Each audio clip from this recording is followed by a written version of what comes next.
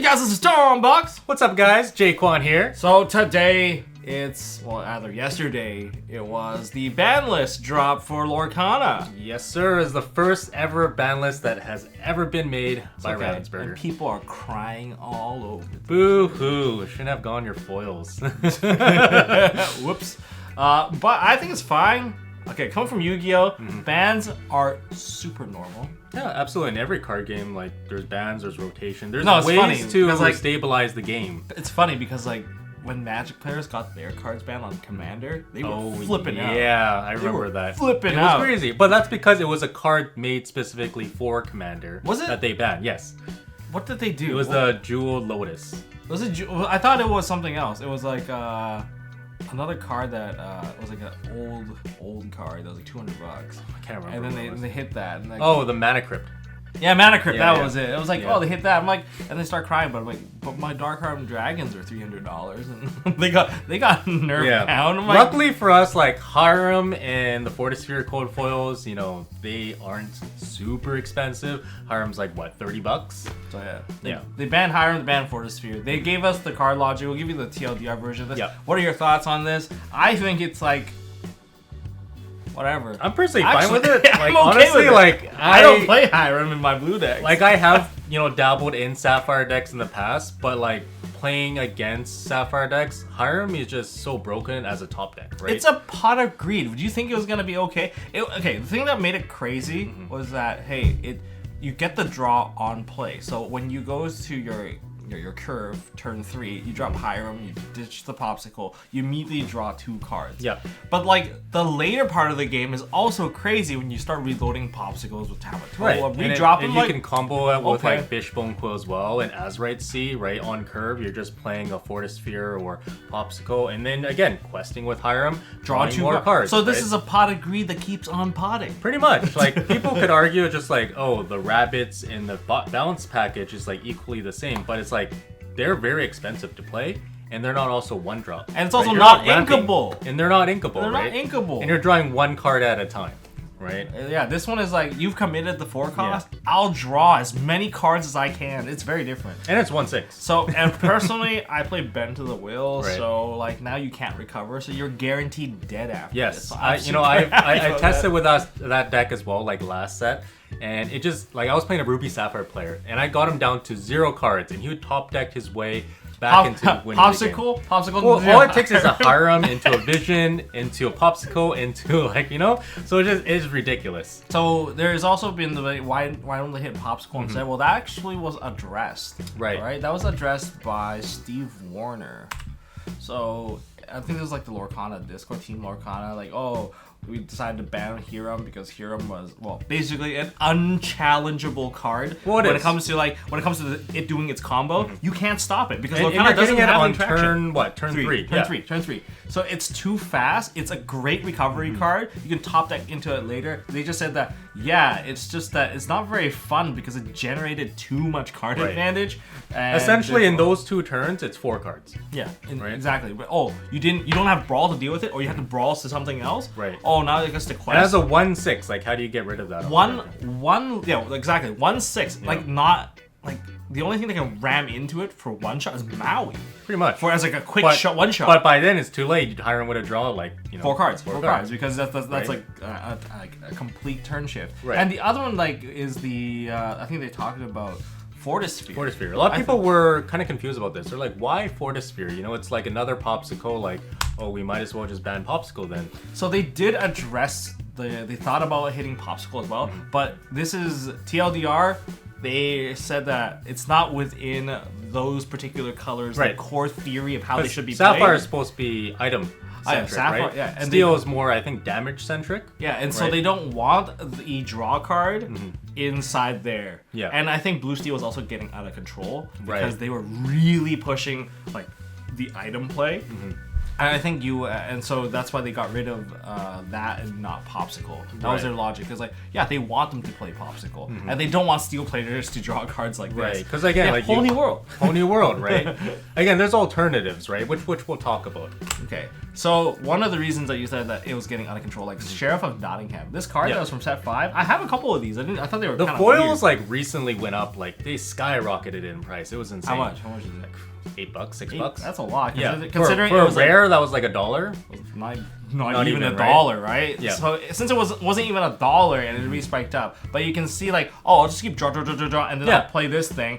Oh, I'll pay 1 less. I can drop this. All your Tamatoa 6 drops, recurring your Popsicles and Fortispheres. Like, what's a cheap cost for this card? If I pay less than 4 ink for this, it's absolute value. Because like, I think Scrooge McDuck is a 5/5 for 2. If you can go like 5/9 for the same thing, and you quest for 4 and give support. And on top of that, it's probably coming out right after Tamatoa Quest, and you're playing at the dime, right? And then you're diming for 4. Like, it's insane, right? It's pretty wild. Yeah. So, yeah, a little bit out of control, but we'll see. I mean, they've already touched ban. We'll talk about, like, a more generic sense of ban, but, like, let's give some hopes to some people. Yes. Okay. I mean, like, we could easily say, like, hey, just play a different deck. But, no, we're not going to do that.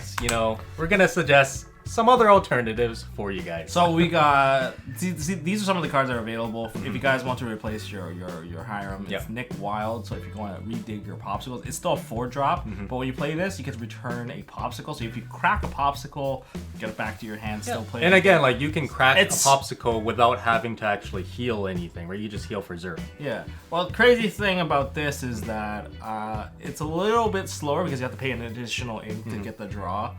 And then there's Monsieur Dark.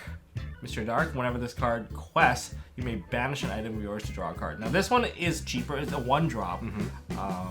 But again, you have to do it on quest, not on play, which you probably would alter. Maybe Sail the Azurite Sea, work around it, because Sail the Azurite Sea, you always want that 1-drop to kind of follow. Yep, that's true. Like it's on curve, and then you can Fishbone Quill, ink a card, and then play it as well, right?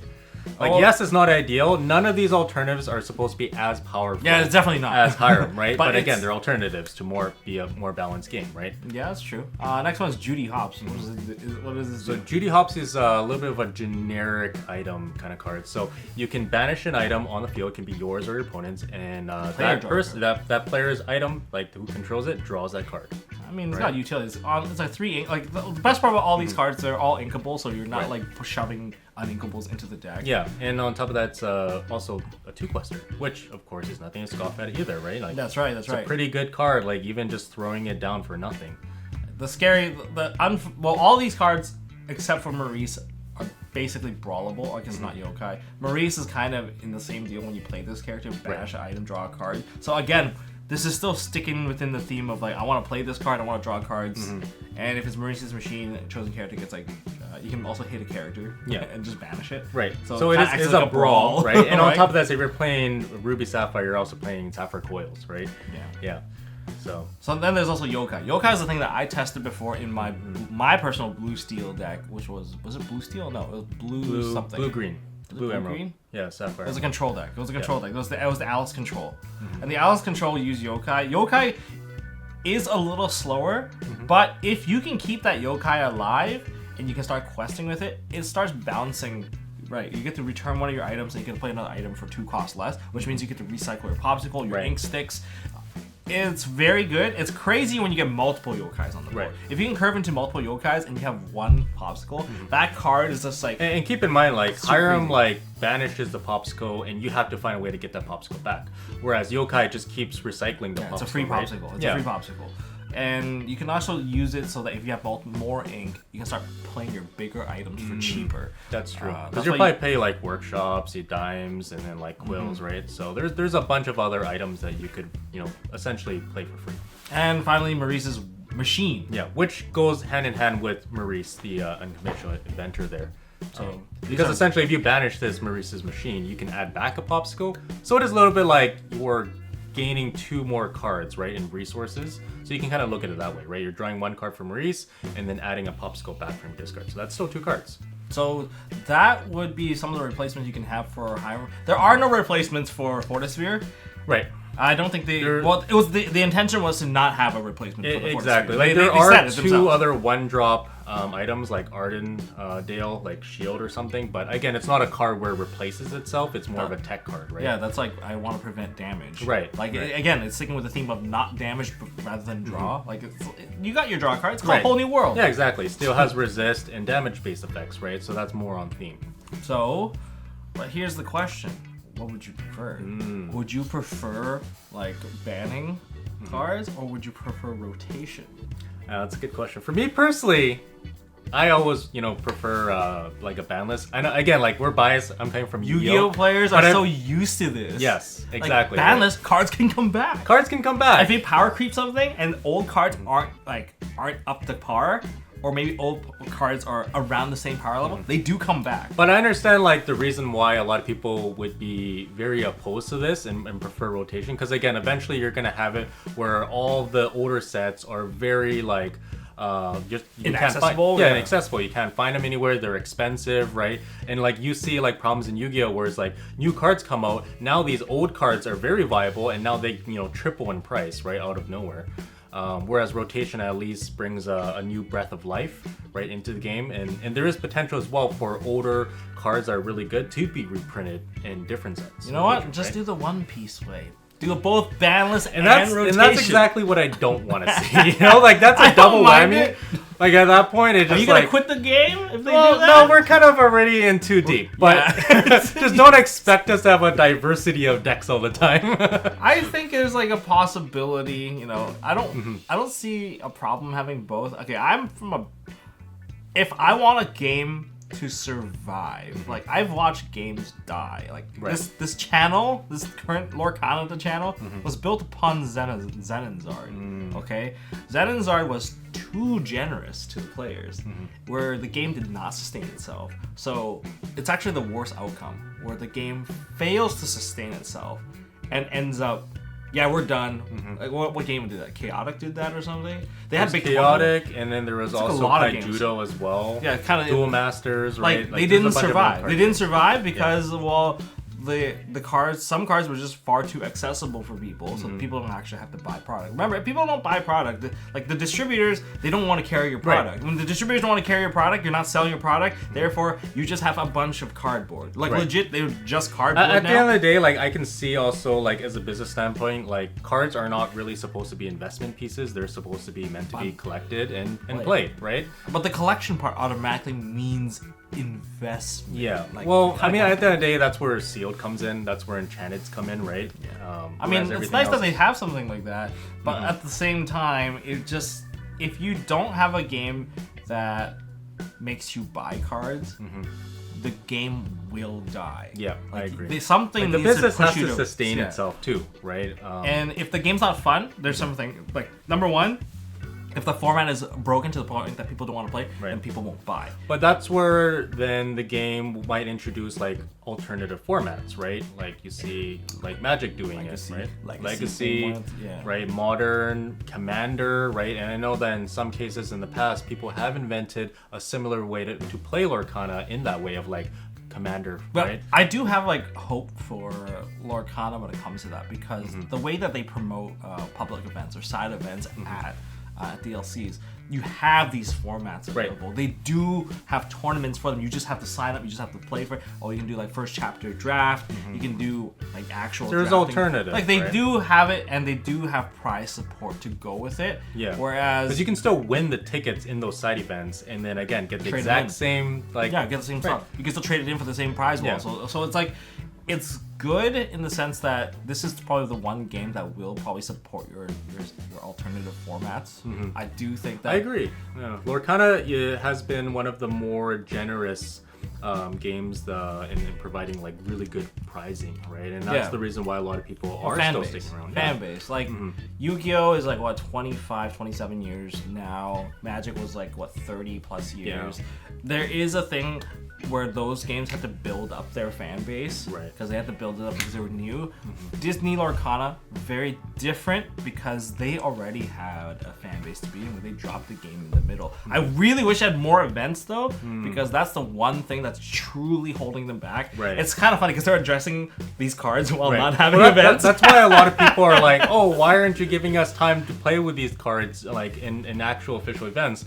But the problem is like, guys, like, you know, we could see in like ink decks, right? A lot of some of these You're gonna see tournaments, blue, red, and other blue steel. yeah, and exactly. like, Other tournaments have happened. 90% of it is gonna be blue steel. And Exactly. Blue, red, Maybe you'll see the one emerald steel or the amethyst, you know, Ruby, deck like yeah. in top 8 or something. But like top 4, majority of the time, it's probably gonna be the. And top for the 2 decks next here, right? feature match, we have the same match Right. again. Ruby Sapphire versus Ruby Sapphire. Imagine now if they're you watch, gonna like- slug it out for like 50 minutes, right? Yeah, and then you gotta watch that for 5 more rounds. Yeah. It's not gonna look. It's a very mirror match after mirror match after mirror match, and we know how stale like that can be, right? good.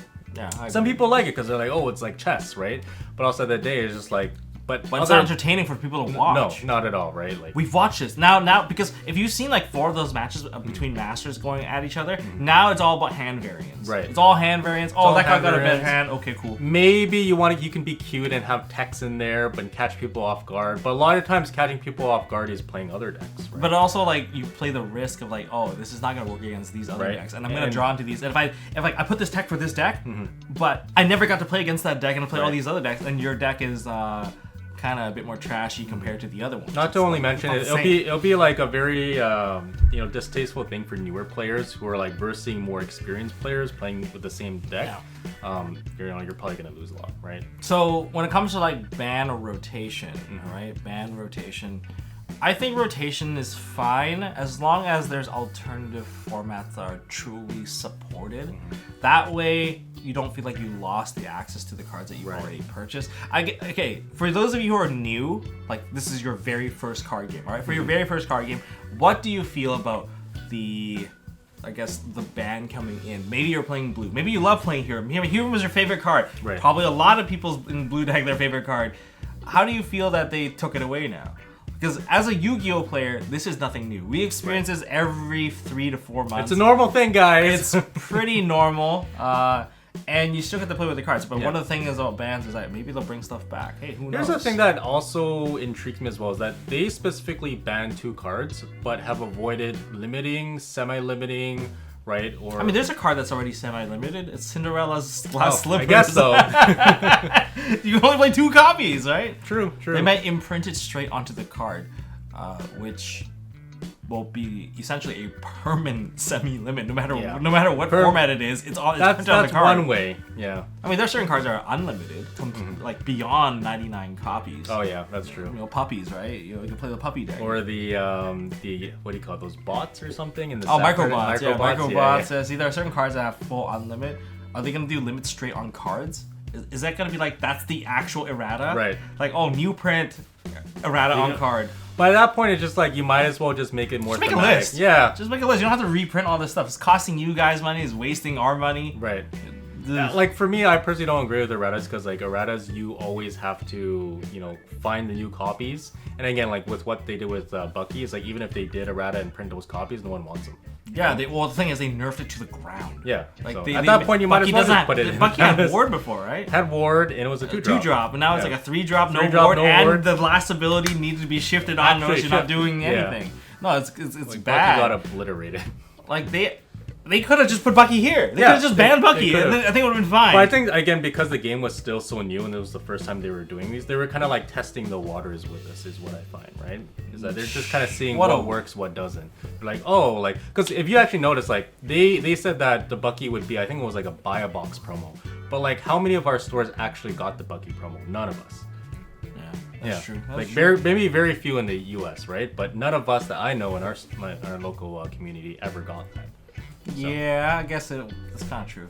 So, you know what? That's all I really have to say. I guess there was also like there was like a blip at one point where they put like Hiram's image Yeah, I didn't hear about that, no. on the online or something. On the official Lorcana Ravensburg. Yeah, app, they put it They in had the a- app. They had a Hiram that was Draw errata one. to draw 1 instead. which I think would have been okay to be honest. Like Nope, I like this card gone because I don't like them recovering. Because seriously, because Hiram, a 4-drop, even if you make him draw 1, you're still drawing 1 on the drop, and you're drawing true. another 1 on the play or Right. on the quest. And I think that's still crazy. It's like no more. Slow down, guys. Every deck's playing blue. Well, maybe I could have played it. well, but, they could have like maybe dropped it down to like a 1-4 or 1-3 or something like that, right? So that way, where a quest, it's automatically gonna get challenged. They could have given it the Bucky treatment. Now Hiram is a 5-drop. Yeah. and they a lower 1/1. and they lower his life to like a 1/4. Yeah. So people We're can like- actually challenge it. Technically, Hiram doesn't even need to have lore. It can just like quest for nothing and still get that draw. Yeah, make a new icon, a quest, Yeah. and then put a 0 in it. Yeah, exactly, right? There you go. It's like reckless. Like there's no lore there. No, it just change the effect to just tap. yeah, just tap. Just yeah, tap. exactly, Yeah, right? just Just tap. tap. There you go. Just tap. Well, that's all we have for this one. If you Yep. guys are new to like experiencing bans and whatnot, leave your comment down below. I want to hear your thoughts on like getting hit on these cards. Did you hate these cards? Did you like these cards? I want to hear. And hey guys, like we have a Discord now as well. You know, come join our Discord. Have a chat. Chat with us. You know, bring up the topic. A lot of us will. You know, It's a hot topic. it's a hot topic right now. topic. So Yeah. Thanks for watching. If you guys enjoy it, hit the thumbs up, hit subscribe, ding that notification bell down below. All right. And I guess we'll see you all see you guys next time. in the next one. Bye. Peace.